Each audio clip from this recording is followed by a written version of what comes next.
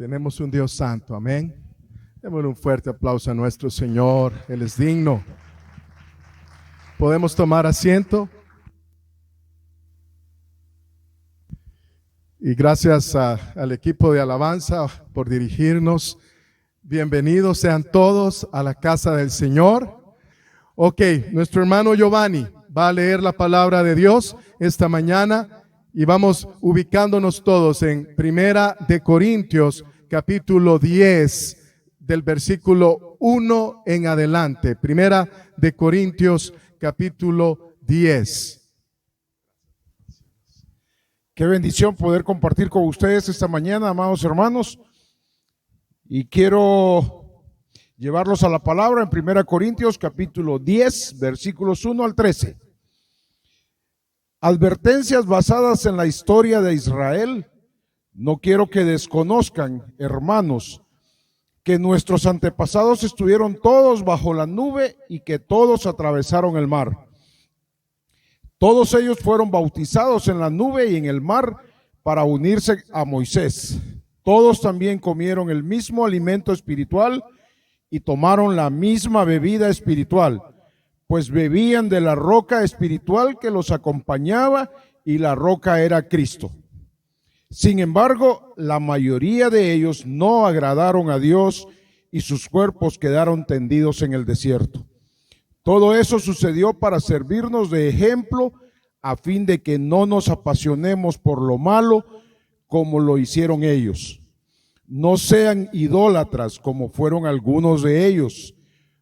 Según está escrito, se sentó el pueblo a comer y a beber y se entregó al desenfreno.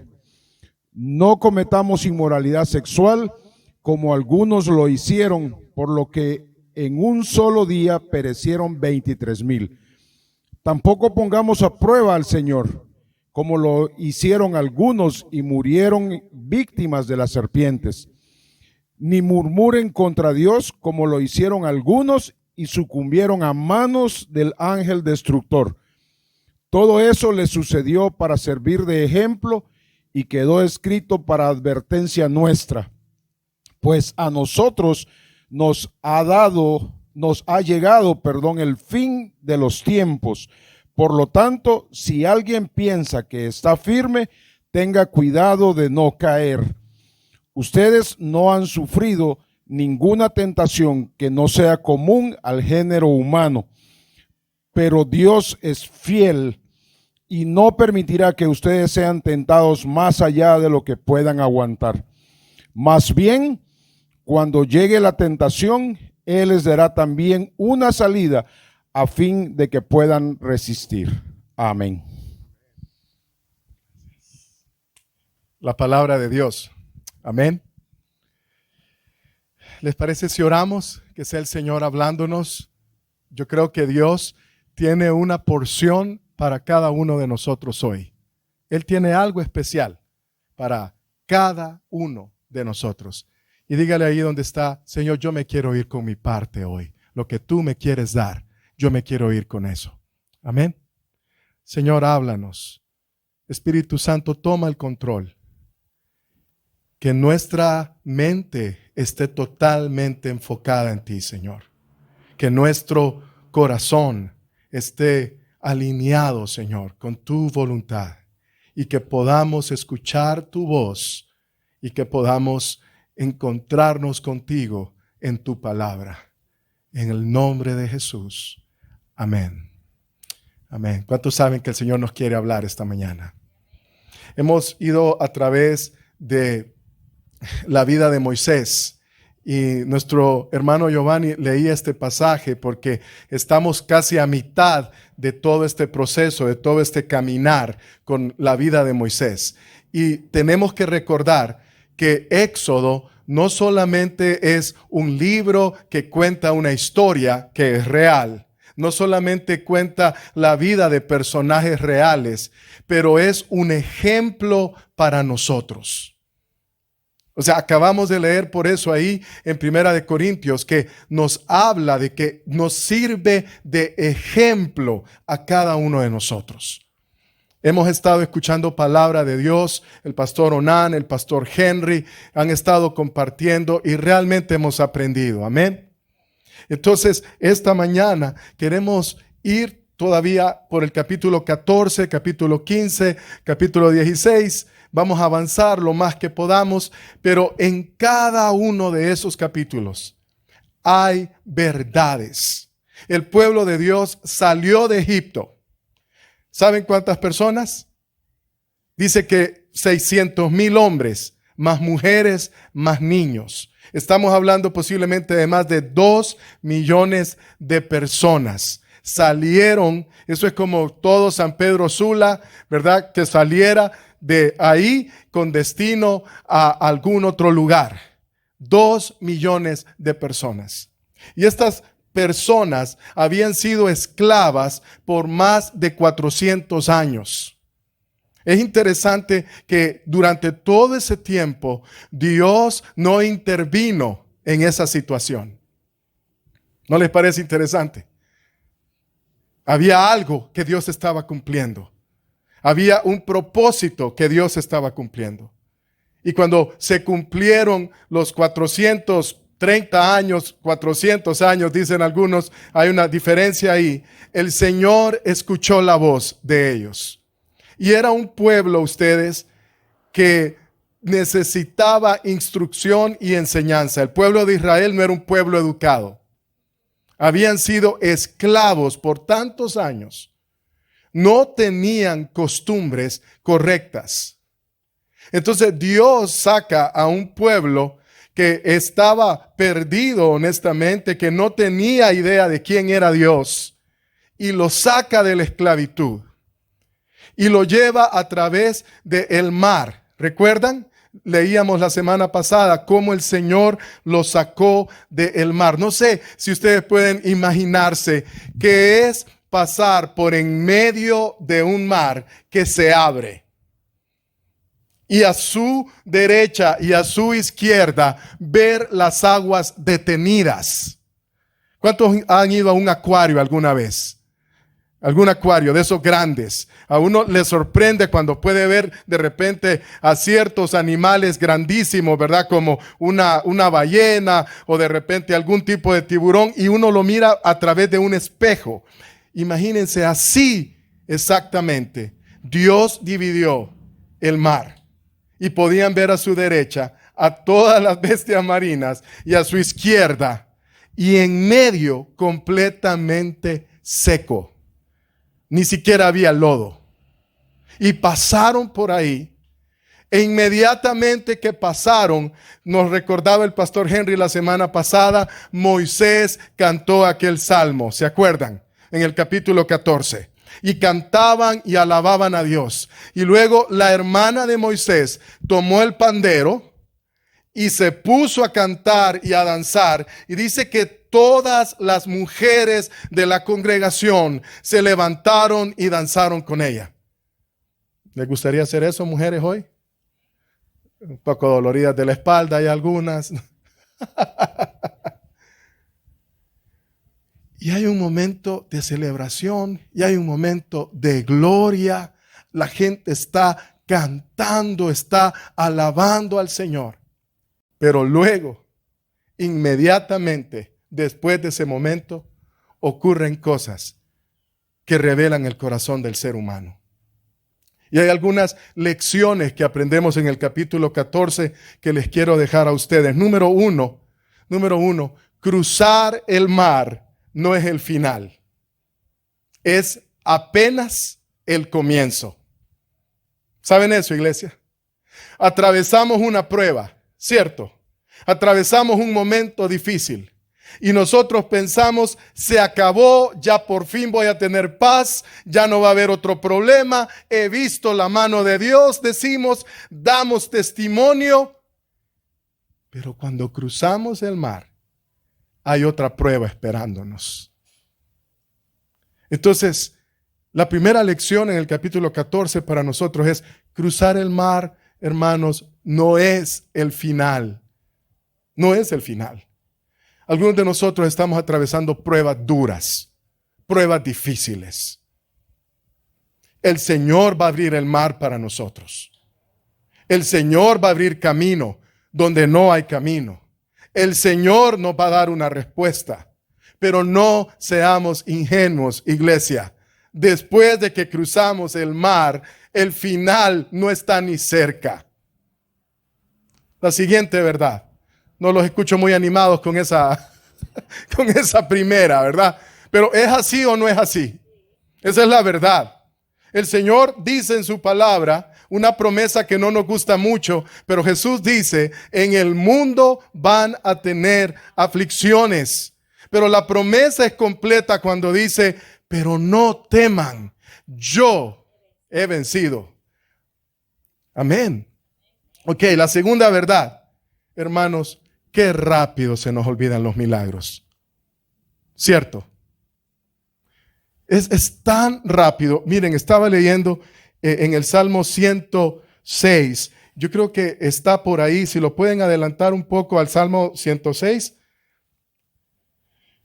Miren, léanlo conmigo. Miren cómo dice este Salmo. Nosotros hemos pecado, dice el salmista. Hemos hecho lo malo, hemos sido muy malvados, como nuestros padres y abuelos. Cuando ellos estaban en Egipto, no tomaron en cuenta tus grandes hechos. No tuvieron presente tu gran amor. Y a la orilla del mar de los juncos, que es el mar Rojo, se rebelaron contra ti.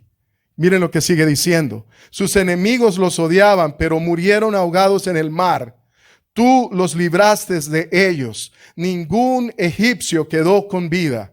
Entonces nuestros padres creyeron en tus promesas y te cantaron alabanza. Hasta el capítulo 14, vamos bien ahí, ¿verdad? El Señor abrió el mar, destruyó al ejército de Faraón. Ellos cantaron alabanzas, pero al poco tiempo, miren lo que dice, pero al poco tiempo, o sea, ¿saben cuánto les duró la alabanza? 3 días. 3 días. Eso fue todo lo que les duró el gozo del gran milagro que Dios acababa de hacer frente a ellos. 3 días. Entonces dice, pero al poco tiempo se olvidaron de tus hechos. Y miren, esto para mí es fuerte, iglesia, que quisiera tener 3 horas para hablar de esto. Jorge dice, y no esperaron a conocer los planes que tenías. Cuando nosotros olvidamos los milagros que Dios ha hecho en nuestra vida, nos perdemos el propósito que Dios tenía en ese milagro. Iglesia, siempre que Dios hace un milagro en nuestra vida, tiene un propósito detrás de ese milagro. Dios no hace milagros en nuestra vida al azar. Dios hace milagros que cumplen un propósito en nuestra vida. Cuando yo era muy pequeño, 10, 9 años, yo padecía permanentemente de infecciones en el oído. Y llegó al punto que se me hizo un tumor en esta parte. Me llevaron al médico y le dijeron a mi mamá, hay 2 opciones. Dejamos a ver qué ocurre y vemos si el Señor lo sana o lo operamos, pero posiblemente él va a quedar con una enfermedad neurológica. Mi mamá, que es una mujer de fe, me llevó a donde un hermano que Dios usaba de una manera especial, un hombre de fe, un hombre de Dios. E hizo algo que normalmente sería una locura. Nos compró un boleto de avión y nos fuimos a Guatemala, donde este pastor, el pastor de una iglesia muy, muy linda ahí en Ciudad de Guatemala. Y este hombre, ustedes, yo no lo puedo explicar. Nos recibió en su casa, oró por mí, estuvimos ahí 2 o 3 días en oración y en ayuno. Mi mamá, con mucha más fe que yo, porque yo ni entendía lo que estábamos haciendo. Y al final de esos 3 días, Él nos dijo, el Señor ha hecho un milagro, regresen a Honduras. Cuando regresamos a Honduras, iglesia, mi mamá fue donde el médico y le dijo, vengo a decirle que Dios hizo un milagro en la vida de mi hijo, no lo vamos a operar. El médico le dijo, señora, usted corre un gran riesgo. Le dijo ella, mire, yo le creí a Dios. El médico le dice, le voy a regalar todos los exámenes otra vez al niño. Hermanos, Él regaló todos los exámenes para al final decirnos, no sé lo que ocurrió aquí, pero el niño ya no tiene el tumor. Dios hace milagros, iglesia. ¿Siempre escoge hacer milagros? No. Pero qué rápido se nos olvidan los milagros de Dios. Yo tuve presente ese milagro muchos años en mi vida. Pero cuando llegué a cierta edad, empecé a hacer lo que yo quería. Empecé a andar en los caminos que yo quería. Y aquel milagro que Dios había hecho en mi vida, se me olvidó por completo. Iglesia, Jesús le dice, ustedes exigen milagros, exigen señal. Y la señal ya les fue dada. El Hijo del Hombre está aquí entre ustedes, pero no lo quieren ver. Hermanos, hermanas, el mayor de los milagros es tener a Jesús frente a nosotros. El pueblo se le olvidó rápidamente. Regresemos atrás, chicos, porfa. La siguiente verdad que vemos ahí es la adoración debe de ser en espíritu y en verdad. La Biblia dice que ellos cantaban, saltaban, danzaban, pero no entendían lo que estaban cantando.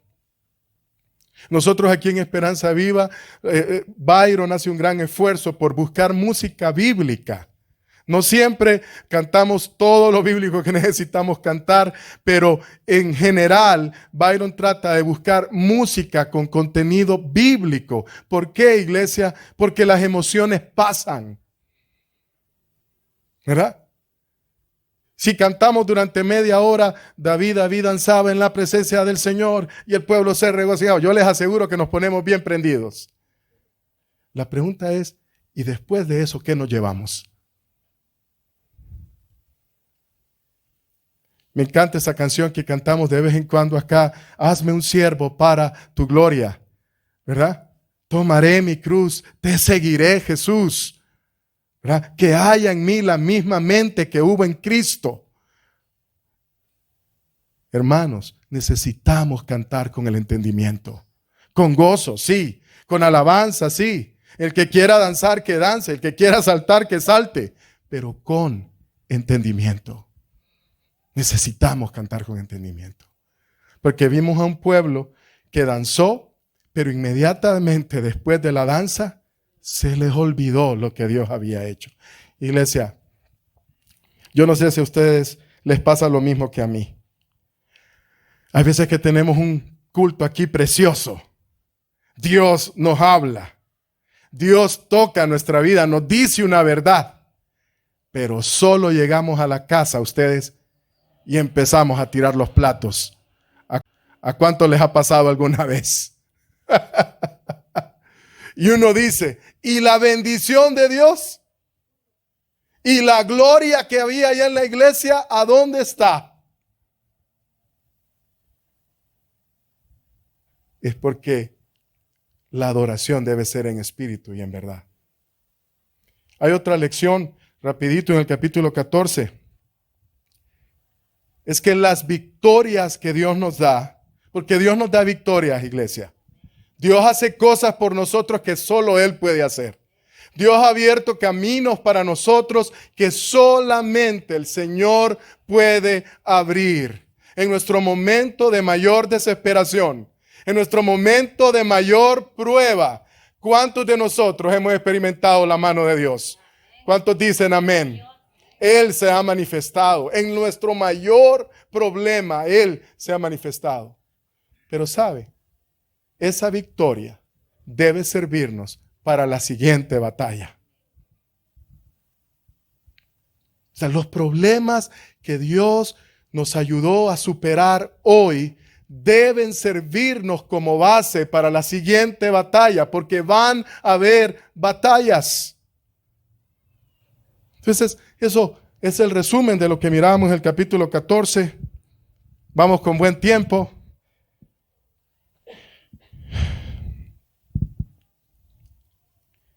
Y luego llega el capítulo 15. Vayamos al capítulo 15 de Éxodo.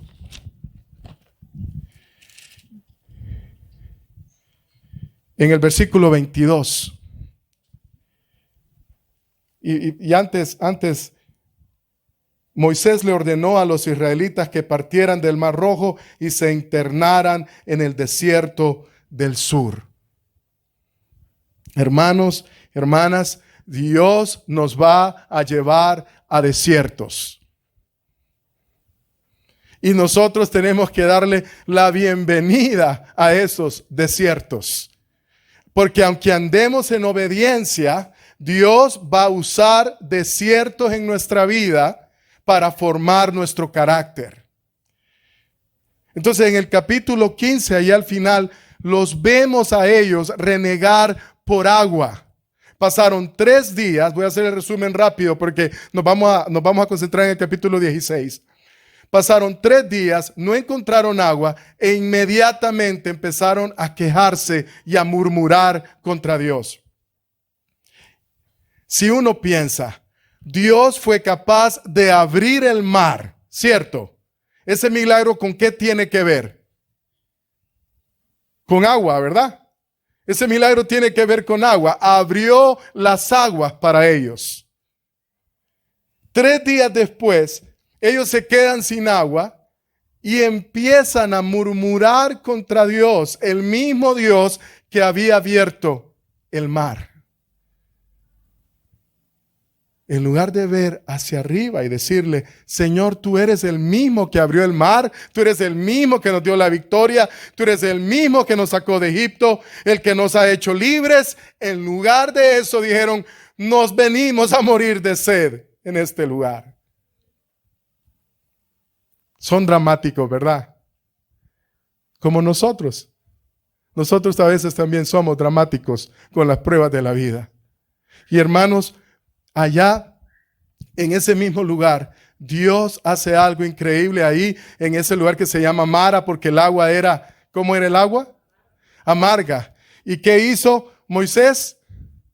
Tomó una madera que había ahí, la puso en el agua, ¿y qué pasó? El agua se volvió dulce. Y luego el Señor los llevó a Elim, donde había una gran cantidad de agua para ellos. Y uno diría, iglesia, wow, otro milagro más, ¿verdad?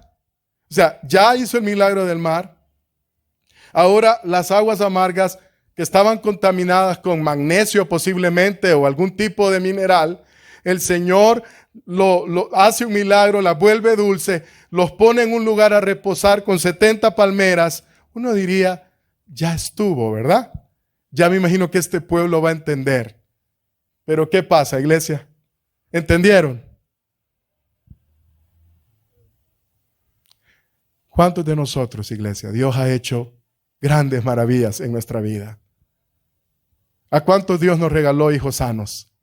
Solo eso es un milagro. Solo eso. Pero se nos olvida, ¿verdad?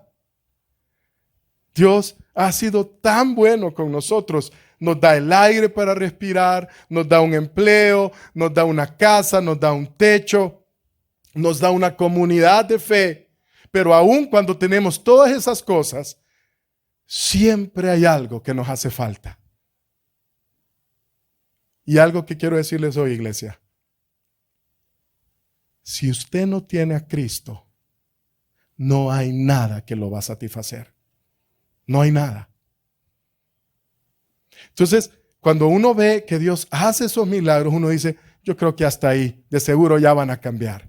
Pero no. Entonces ahora vámonos al capítulo 16. Y ahí es donde nos vamos a quedar los próximos minutos. Versículo 1, capítulo 16. Y recuerden lo que leíamos en Corintios, todas estas enseñanzas son para nosotros.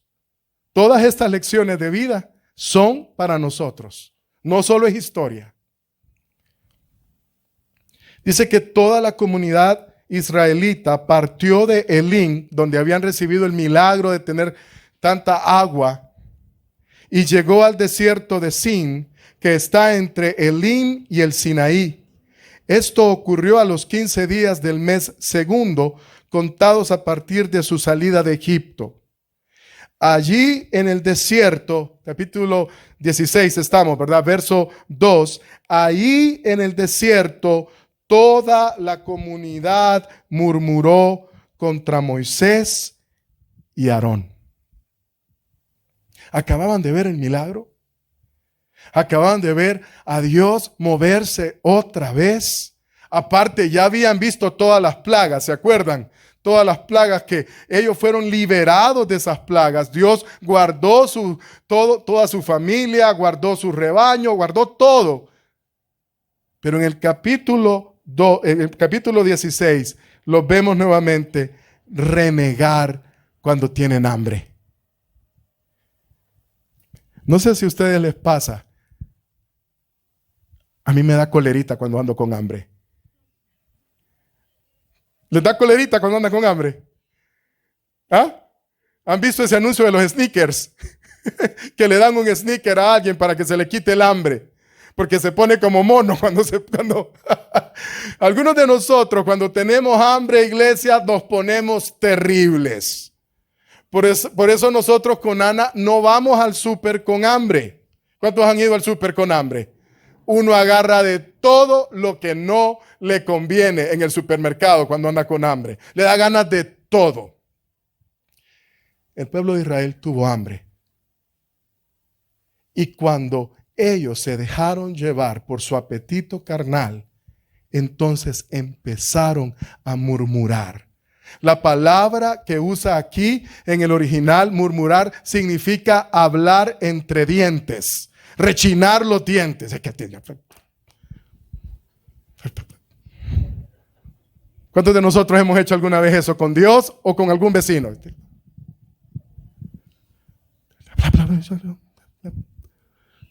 ¿Para qué nos trajiste acá? ¿Ya? A veces las doñas las llevamos a comer y no se apura la comida y las doñas nos dicen, hubiera cocinado en la casa. Dice. No hagan ese pecado, hermanas. Cuando las lleven a comer, no importa que se tarde 2 horas el mesero, ustedes celebren que no están cocinando. Dice ahí en el desierto, en el versículo 2, en el desierto ellos murmuraron contra Moisés y contra Aarón. Los mismos líderes que los habían hecho salir de esa esclavitud, ahora ellos son culpables de su situación y tienen hambre. Están en el desierto, es verdad.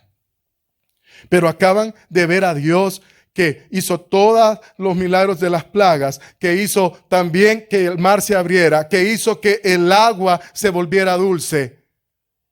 ¿Acaso Dios no tenía un plan de cómo darles de comer a ustedes? A veces se nos olvida a nosotros que somos hijos, que somos hijas. Y Dios tiene un plan para ustedes, hermanos, hermanas. Dios tiene un plan. Él sabe que nosotros necesitamos de muchas cosas para poder sobrevivir, pero Él tiene el plan perfecto. Pero este pueblo, cuando tuvo hambre, empezó a murmurar en contra de sus líderes.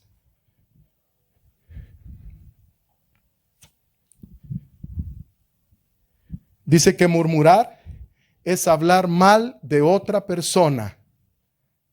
Dice que murmurar es hablar manifestando una queja o un disgusto sobre alguien que no está presente. Eso es murmurar. ¿Qué sigue? Versículo 3. Miremos el versículo 3. Mire cómo dice el pueblo. Mire cómo dice el pueblo. ¿Cómo quisiéramos que el Señor nos hubiera quitado la vida en Egipto? Oigan bien. Ganas de suicidio colectivo. ¿Ah? Nos hubiéramos tomado una pastilla de curar frijoles. Eso hubiera sido mejor. Miren qué tremendo la respuesta de este pueblo. Dice, ¿cómo quisiéramos que el Señor nos hubiera quitado la vida en Egipto? Les decían los israelitas, allá nos sentábamos en torno a las ollas de carne y comíamos pan hasta saciarnos. Ustedes han traído nuestra comunidad a este desierto para matarnos de hambre a todos. Qué actitud, ¿verdad? Así nos ponemos nosotros cuando tenemos hambre. El pueblo diciendo a Dios y a sus líderes, diciéndoles de esta manera, ¿verdad? Como quien dice, nos trajeron a morir de hambre. Era mejor nuestra vida. Y por eso este segundo punto le he puesto, extrañaban las delicias de la esclavitud. Cuando uno está viviendo en la carne, iglesia, cuando uno no está siguiendo al Espíritu Santo, uno empieza a extrañar las cosas del pasado. A los varones de repente se nos viene el recuerdo de aquel amor de verano, amor de estudiante, ¿verdad? Solo hay cierta edad en esta sala que entiende esa canción, los demás se quedan como, ¿qué será lo que va a decir? Pero los demás se saben hasta la canción, ¿verdad, nenes? Amor de estudiante. ¿Ah? Ya se terminó. ¿Ah? ¿Se acuerdan, verdad? Amor de verano. Empezamos a pensar en los amores de verano. Empezamos a pensar en aquellas cosas del pasado, en aquel novio que teníamos, en aquellas salidas tan divertidas que hacíamos en el pasado. Empezamos a extrañar los amigos que nos llevaron lejos de Dios. Empezamos a extrañar aquellas cosas que sabemos que eran en contra de la voluntad de Dios.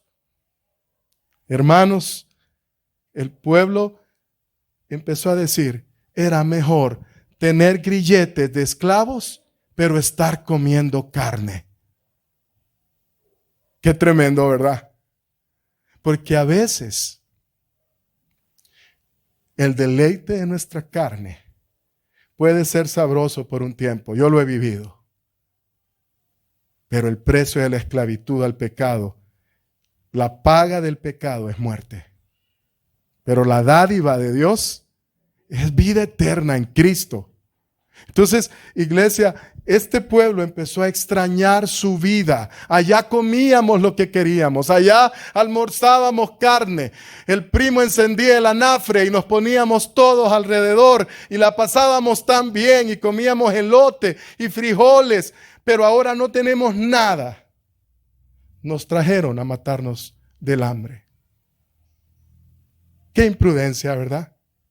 ¿Acaso Dios no les había mostrado su amor? ¿Acaso Dios no había mostrado que Él los preservaba por encima de otros? ¿No habían visto acaso a Dios obrar sobre Egipto para liberarlos a ellos? ¿Cómo es que este Dios que había hecho todo lo que había hecho, el plan era hacer un genocidio? La tercera cosa que vemos en este pasaje, capítulo 16 siempre, lo encontramos en el verso 4 y 5. Miren lo que dice. Entonces el Señor le dijo a Moisés, voy a hacer que les llueva, ¿qué? Pan del cielo. Otra vez. Entonces el Señor le dijo a Moisés, voy a hacer que les llueva pan del cielo. El pueblo deberá salir todos los días a recoger su ración diaria. Voy a ponerlos a prueba para ver si cumplen o no mis instrucciones. El día sexto recogerán una doble porción y todo esto lo dejarán preparado. Por eso esta tercera parte le hemos puesto una provisión que trae una prueba.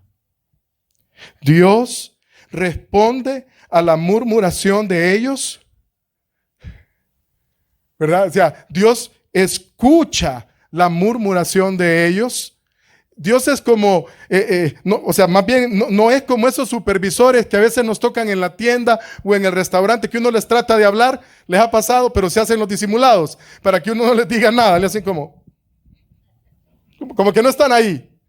No, Dios cuando escucha a su pueblo, Él lo escucha y manda una solución. Pero lo increíble en este caso, iglesia, es que la provisión de Dios viene con una prueba. Yo no soy profeta, pero lo que yo entiendo en esta palabra es que hay veces que Dios nos va a proveer algo para ver cómo reaccionamos con esa provisión. Posiblemente Dios le va a proveer a usted de repente algo material para ver cómo usted se comporta cuando tiene eso material en sus manos. Posiblemente Dios le va a proveer de una relación para ver cómo usted se comporta con esa relación. Posiblemente el Señor le va a proveer un trabajo que usted ha estado anhelando, pero va a probar su corazón para ver qué pasa cuando usted tiene ese trabajo que tanto anhelaba. La provisión de Dios también revela nuestro carácter. ¿Cuántas personas han orado por algo, lo han obtenido y lamentablemente eso mismo lo ha hecho perderse?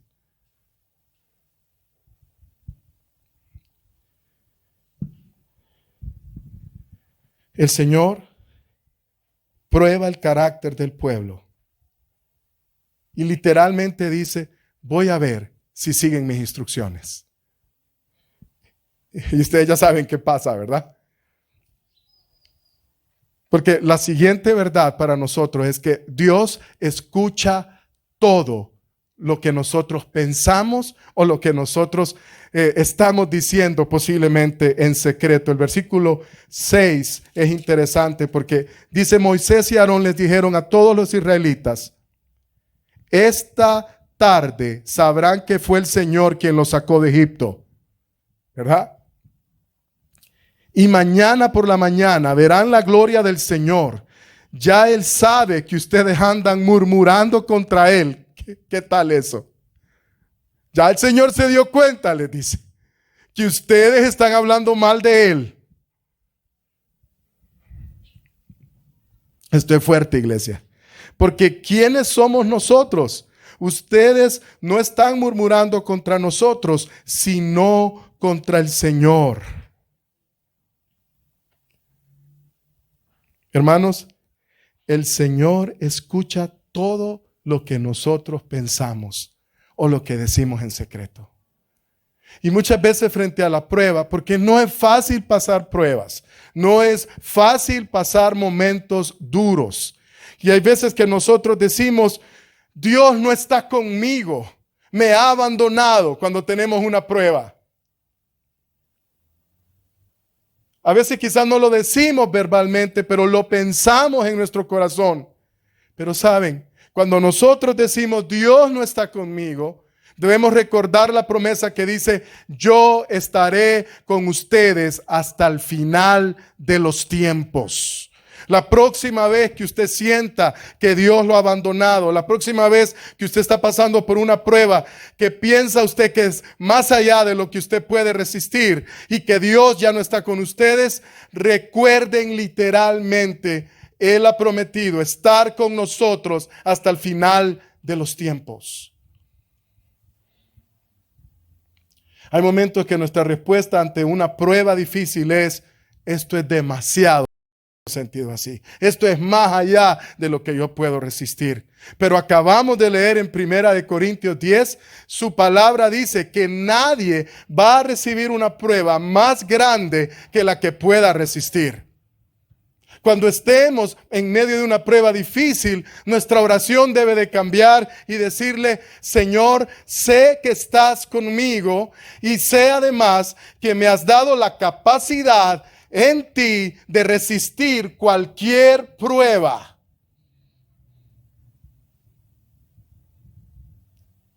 La tercera cosa que decimos cuando nos encontramos ante una prueba: esto no tiene sentido. Esto ¿de dónde salió? No me imaginé que esto iba a pasar. Esto va más allá de lo que yo pensé que se podía dar. Esto no tiene sentido. Pero debemos recordar la palabra que dice que a los que amamos a Dios, todas las cosas nos ayudan para bien. Es decir, a usted y a mí no nos pueden pasar cosas que no tienen sentido. Podrán no tener sentido para la mente común. Podrán no tener sentido para la mente carnal. Pero para los que amamos a Dios, no hay nada que nos ocurra. No hay ninguna circunstancia ni ninguna prueba que no tenga un propósito divino. Por eso Job, cuando pasó por las pruebas más difíciles, dice que él no dijo que eso que Dios estaba haciéndolo pasar no tenía propósito. No atribuyó a Dios despropósito alguno, sino que él dijo, Él es quien me dio y Él es quien me puede quitar también. En quinto lugar, en este capítulo 16, ¿qué aprendemos? Es que su presencia es nuestra mayor provisión, iglesia. Miren, el pueblo de Israel no sabía. Ellos pensaban que el milagro era que a ellos no se les habían metido las ranas en las casas. Ellos pensaban que el milagro era que aquella lluvia de granizo no había lastimado sus propiedades.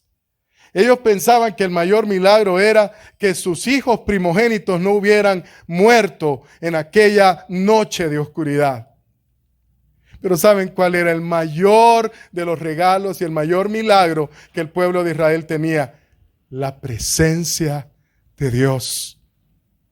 En el versículo 10 en adelante habla de que esa presencia de Dios se movía en una nube. La presencia de Dios se movía en una nube. Es decir, el mayor milagro que ellos experimentaban era que el Dios de los cielos, el creador de toda la tierra, estaba ahí caminando con ellos, haciéndose presente en su vida. Hermanos, hermanas, yo sé que muchos de nosotros estamos esperando una solución a un problema. Yo sé que nosotros estamos orando para que Dios abra la puerta o haga un milagro más. Pero no perdamos de vista que el mayor milagro que yo y usted podemos tener es la presencia de Dios. Por eso cuando cantamos tu presencia es el cielo para mí, debería de ser real para nosotros. Señor, tu presencia es lo máximo, es lo mejor para mí. Porque su presencia es suficiente. Y en esos versículos, ustedes los pueden leer en casa, se revela, ¿verdad?, cómo Dios les trae codornices. Usa una palabra el Señor ahí bien fuerte, ustedes, que luego en otros capítulos de la Biblia también hace referencia. Dice que les dio tantas codornices que se hartaron. Que se comieron tantas alitas, pues, a la barbacoa. Se comieron tantas alitas. Ustedes han comido unas 10 alitas, unas 12, unas 15. ¿Verdad? Por cierto, hace poco aprendí a hacer alitas, ¿verdad? Con el papá de Ari. Me enseñó a hacer wings. Hermanos, se comieron tantas alitas, tantas codornices. Y luego Dios también hace el milagro del maná. Salían a recoger el maná después del rocío de la mañana. Pan del cielo. Pan del cielo. Por eso Jesús en Juan capítulo 6 del versículo 31 en adelante les dice, yo soy el pan del cielo, el maná del cielo. Moisés no fue el que les dio el maná, les dice a aquellos que criticaban su ministerio. Les dice, soy yo, mi Padre y yo fuimos los que llevamos el maná a esta gente. Y ahora el maná de ustedes soy yo, dice Jesús. Yo soy el pan de vida. El que come de mí no va a tener hambre otra vez. El que bebe de mí no va a tener sed otra vez. Iglesia,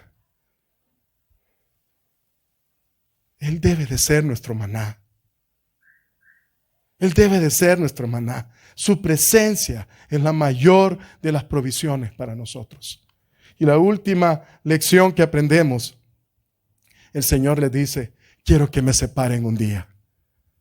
Hasta antes de este momento, hasta este momento, el pueblo no estaba guardando el día de reposo. Y el Señor instituye en versículo 23 hasta el 30, les enseña y les dice, van a guardar maná doble para el día número 6, pero el día número 7 no van a salir. Y ¿saben qué dice ahí, verdad? Salieron algunos que son vivos, va. Salieron el día 7. Vamos a ver qué onda. Yo me pregunto, ¿y para qué querían más si sabían que Dios les iba a proveer? Pero no, vamos a ver qué onda, dice. Y no había maná.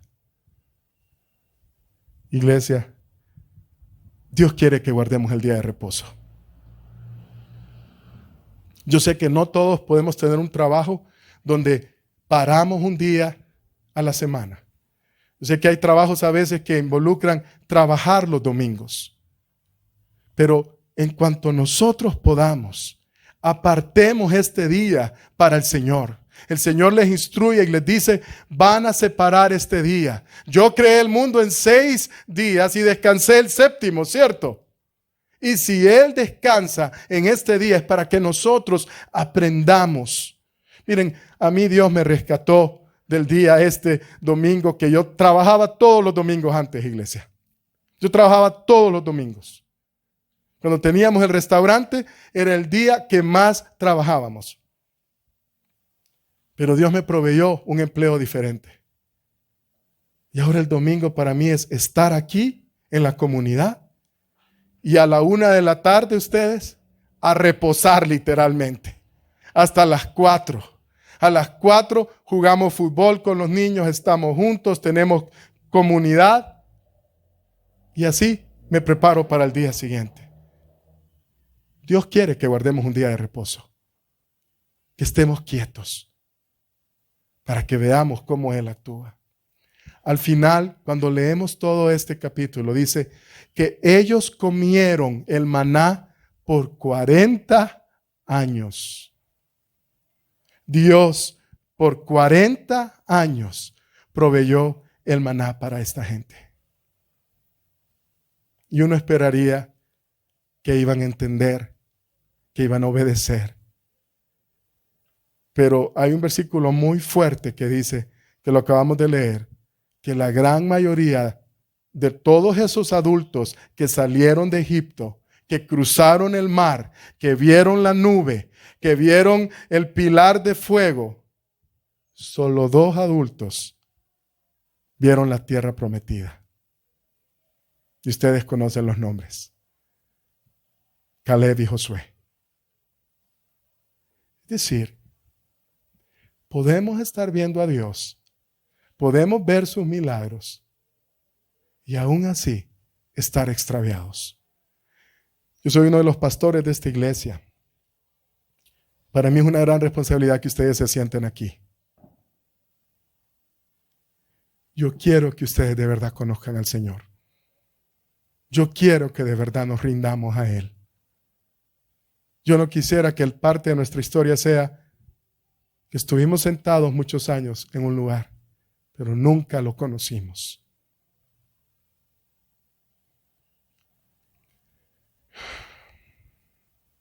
Esa es la historia de Israel y es una historia que nos debe dejar enseñanzas a nosotros. En las siguientes semanas vamos a cerrar nuestro estudio viendo un poco más de la vida de Moisés y su liderazgo, hasta dónde lo llevó el pueblo. Porque hay un momento que tanto el Señor como Moisés llegan a un punto de hasta aquí, no lo aguanto más. Vamos a ver cómo Dios se encuentra con Moisés en el Sinaí y cómo le enseña la ley. Y le dice, tenés que enseñarle la ley. Y gracias a la fidelidad de ese hombre, hoy nosotros podemos saber qué son los 10 mandamientos. Y gracias a la fidelidad de ese hombre, nosotros tenemos estos primeros 5 libros que él escribió mientras iba en este peregrinaje de 40 años. ¿Se imaginan? Se sentaba a escribir estos 5 libros. Su diario de vida. Iglesia, esta mañana el Señor nos da la oportunidad. Quizás le hemos visto desde lejos. Quizás hemos visto sus milagros, pero no le hemos conocido. Por unos segundos yo quiero que ustedes cierren sus ojos y puedan venir delante del Señor. Venir delante de Él y decirle, quiero conocerte. No solo en tus hechos, en tus milagros, en tu provisión, pero conocerte verdaderamente, Jesús. Rendirme verdaderamente.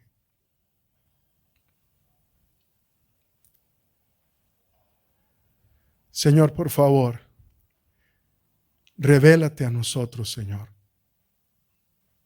Que te podamos conocer como debemos conocerte. Señor, que en nuestros labios haya alabanza y haya honra para ti, Señor. Que en nuestra mente, Señor, nosotros busquemos, Señor, tu presencia cada día. Deleitarnos en tu verdad, en tu palabra, Señor. Y que los milagros que tú haces a nuestro alrededor, Señor, solo sean ánimo para nuestra fe, pero no condicionen, Señor, nuestra fe en ti. Porque tú obras en maneras misteriosas que no siempre podemos entender. Gracias, Espíritu Santo, por tu palabra. Que cada uno de nosotros nos llevemos la porción que necesitamos hoy. En tu nombre, Jesús. Amén. Y amén. ¿Cuántos nos llevamos algo a casa hoy? Esperamos que podamos poner en práctica esto.